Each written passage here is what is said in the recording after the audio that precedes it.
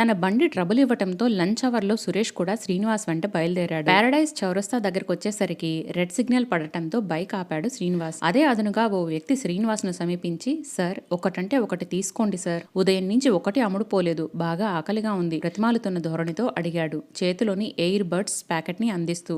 సరే రెండివ్వు అంటూ బేరమాడకుండానే 20 రూపాయలు తీసి అందించాడు శ్రీనివాస్. ఆ వ్యక్తి ఆనందంగా డబ్బులందుకొని 2 ప్యాకెట్లిచ్చి వెళ్లిపోయాడు. తైల సంస్కారం లేని ఆ జుట్టు, మాసిన బట్టలు, వాటి అవతారం చూసి కూడా నీకెలా కొనబుద్దయింది అన్నాడు సురేష్. నిజమే, ఇలాంటివాడు తేలిగ్గా అడుక్కోవచ్చు, కానీ అతను ఆ పని చెయ్యటం లేదు.